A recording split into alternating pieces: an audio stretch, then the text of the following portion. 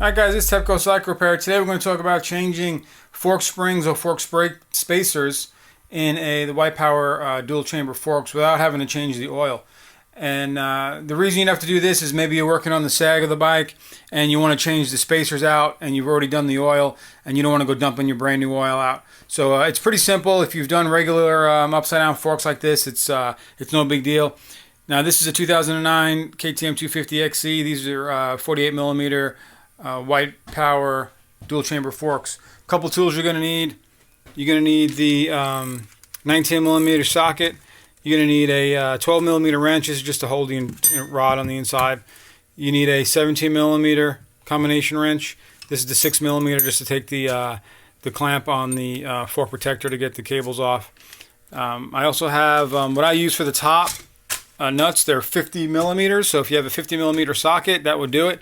I use these vice grips. Now, don't use a regular vice grips and tear up your top nut. What I did is I used just an aluminum, like a piece here from I think I got them from Home Depot, and I just cut it to the size, and so they're like soft clamps. So you grab them, you don't damage anything. It's aluminum. And I just cut them to the size I needed, and I bented it in. You can kind of see it there a little bit. I bent it in a little bit so it wouldn't fall off of this.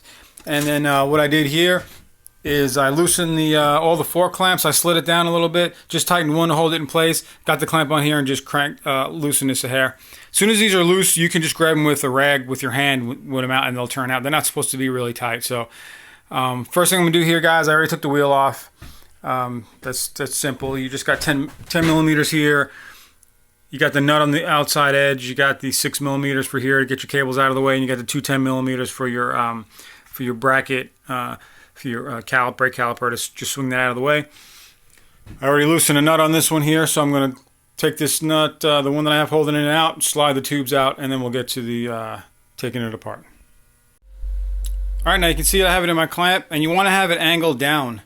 All right, so basically the fluid is in here. We're just going to be moving the fluid back and forth so we can take off each side. So I got it in clamps right here. I got rags in here because you want to clamp it where the axle goes through. Don't forget your adjusters. I pulled the rubber dirt protector out of the bottom and turn your adjuster all the way in until it lightly seats.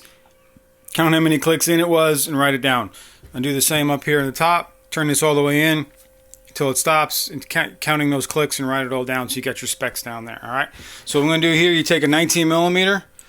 All right, I've already cracked this loose because I'm doing this with one hand here. So all right, you crack it loose, and what we're going to do here is we're going to spin this all the way out. All right, and when this is all the way out,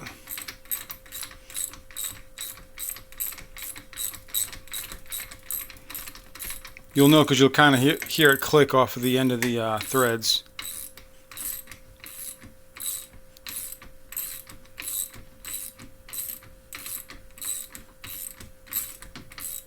There it is.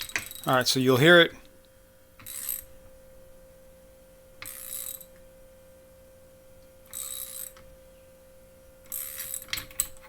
Hang on.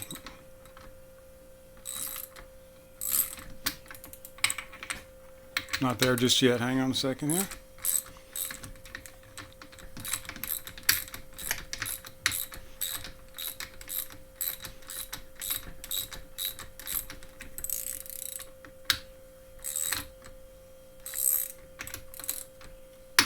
There it is.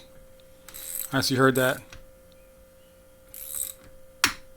All right, so what it's doing is it's just running off the end of the threads here. There's spring tension on all this, so it's still pulling it tight. All right, so what we're going to do now is I'm going to take it out of the vise.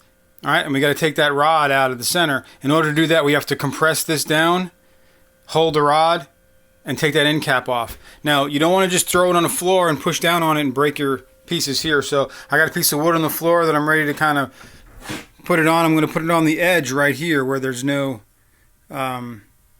adjusters or anything. All right, I'll put it right on the edge there and I'll push it down. I'll show you that.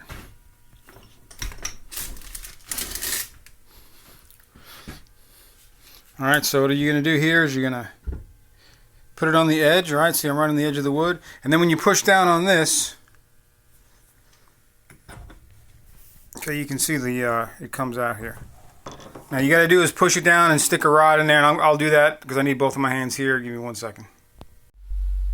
All right, so I pushed it down. I didn't like the 12 millimeter in there, so I had another wrench that kind of fit better. But basically, you're pushing the rod sticking out, and then you're going to just put something in here that that's going to fit the inside rod, but it's not going to be bigger than that piece right there, so that it doesn't slide over it. All right, so I got the 17 millimeter right here on the nut, 19 on the outside. I'm going to crack these independently and spin them free. All right.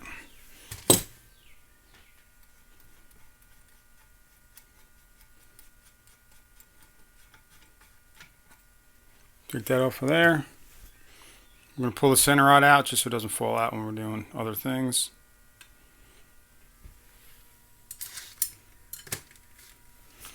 All right, now I'm going to put it back upside down again, push down on here so that this comes out a little bit, and pull this wrench out that I have holding it. This is the 17 I just had laying on there. See if I can do that one hand for you.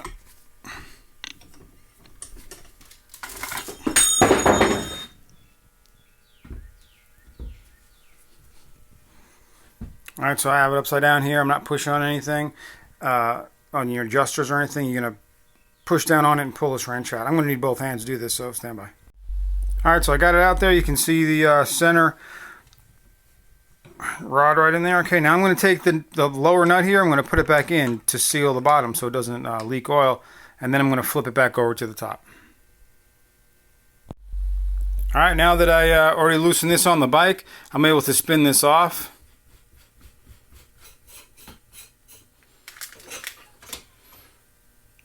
Now sometimes when you put that nut back in the bottom, it'll thread back into your inner right here. So make sure when you're screwing the bottom back in, just kind of pull the fork, the outer and the inner apart a little bit so they don't make contact. And if they do, you can just spin this a little bit and it'll come out. All right, so here's our inner right here with the rod.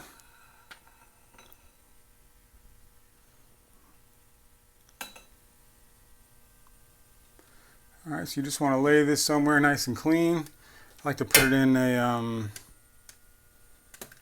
cup so we don't lose any of that oil. We can pour that oil right back in.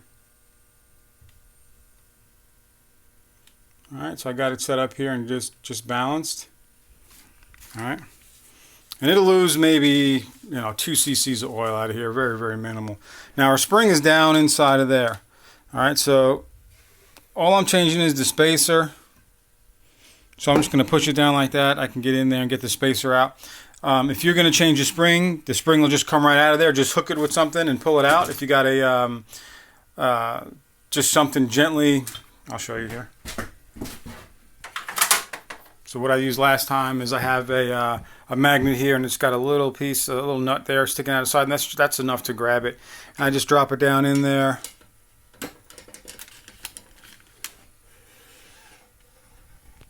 All right, and there you go, and there's a spring, and then you can just grab it by your hand. I'm just going to grab that spacer right there. Stand by.